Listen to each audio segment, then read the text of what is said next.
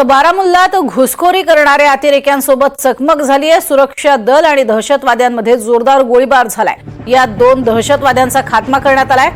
तर चालू ऑपरेशनमध्ये सुरक्षा दलांनी घुसखोरीचा प्रयत्न हाणून पाडलाय। दहशतवाद्यांकडून मोठ्या प्रमाणात शस्त्र, दारुगोळा आणि इतर युद्ध साहित्य सुद्धा जप्त करण्यात आले।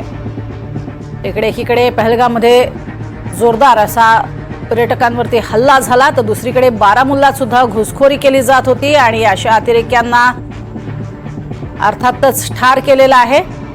सुरक्षा दल आणि दहशतवाद्यांमध्ये जोरदार चकमक झाली। अधिक माहिती घेऊयात महेश बागल यांच्याकडनं। महेश, एकीकडे ही पहलगाममध्ये घडलेली घटना आणि दुसरीकडे बारामुल्लामध्ये सुद्धा घुसखोरी सुरू होती, काय अधिक माहिती?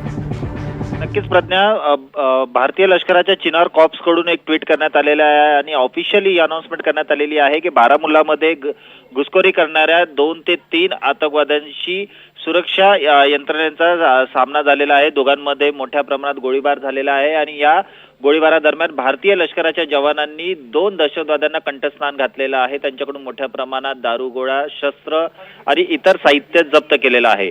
पहलगामच्या हल्ल्याला काही तासच झालेले आहेत आणि त्यानंतर मोठ्या प्रमाणात भारतीय लष्कराकडून आता कारवाई केली जात आहे। सर्च ऑपरेशन हाती घेण्यात आलेलं आहे। मग ते पहलगाम असेल, पुलवामा किंवा बारामुल्ला सारखा परिसर असेल, या ठिकाणी मोठ्या प्रमाणात सर्च ऑपरेशन केले जात असून हेलिकॉप्टरच्या माध्यमातून आतंकवाद्यांचा, अतिरेक्यांचा शोध घेतला जातो आणि बारामुल्लामध्ये 3 आतंकवादी सापडून आल्यानंतर यांना कंठस्नान घालण्यात आलेलं आहे। त्यापैकी 2 जणांचा खात्मा करण्यात आलेला आहे। इतर अतिरेकी तिथल्या जंगलाचा फायदा घेऊन लपले असल्याचा संशय आहे आणि ड्रोनच्या माध्यमातून त्यांचा शोध घेतला जातोय। या घटनेनंतर मोठ्या प्रमाणात हालचाली सुरू झालेल्या आहेत। इंटेलिजन्स ब्युरो असतील किंवा सुरक्षा यंत्रणा असेल, स्थानिक पोलीस प्रशासन असेल, भारतीय लष्कर असेल, या सगळ्यांनी आता आपली कंबर कसलेली आहे आणि अतिरेक्यांना योग्य सडेतोड उत्तर दिलं जात आहे। पंतप्रधान नरेंद्र मोदी काही तासा अगोदर दिल्ली विमानतळावर दाखल झालेले आहेत। त्यांनी अजित डोवाल आणि एस जयशंकर यांच्यासोबत चर्चा केलेली आहे। तर अमित शहा हे पहलगाम जम्मू काश्मीरमध्ये तळ ठोकून आहेत, त्या ठिकाणी ते परिस्थितीचा आढावा घेत आहेत आणि आता पुढे हे बघण्यासारखं असेल की कशा प्रकारे भारतीय लष्कराकडून या अतिरेक्यांना उत्तर दिलं जाते। कारण लष्कर ए तैयबा असेल किंवा जैश ए मोहम्मद असेल, या दोघांनी मिळून हा भ्याड हल्ला केलेला आहे आणि त्याची जबाबदारी सुद्धा त्यांनी उचललेली आहे। एकंदरीत पाहता पाकिस्तानमध्ये हे दोन्ही अतिरेकी संघटना कार्यरत आहेत आणि त्यांना तिथल्या सरकारचा सपोर्ट आहे आणि त्याचप्रमाणे ISI सुद्धा कडून त्यांना सर्व प्रकारची रसद पुरवली जात आहे आणि त्यामुळेच अशा प्रकारचे हल्ले भारतावर होत आहेत। मात्र या सगळ्यांना सडेतोड उत्तर दिलं जाईल।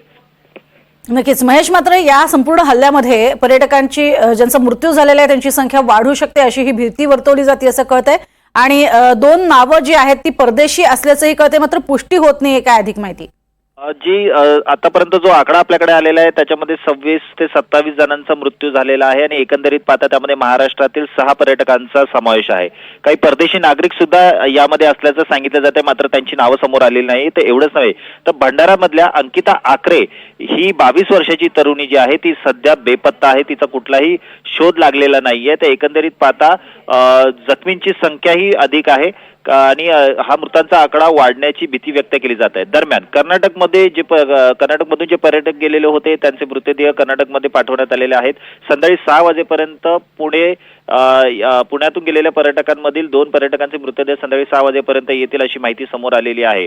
वाशिम असेल, पुणे असेल, कल्याण डोंबिवली परिसरातील पर्यटक असतील, नवी मुंबईतले पर्यटक असतील, या सगळ्यांची माहिती सध्या घेतली जात आहे।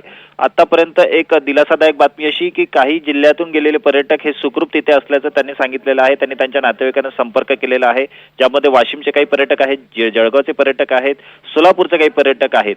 तर एकंदरीत आता परिस्थिती नॉर्मलाइज करण्याचा प्रयत्न केला जातोय।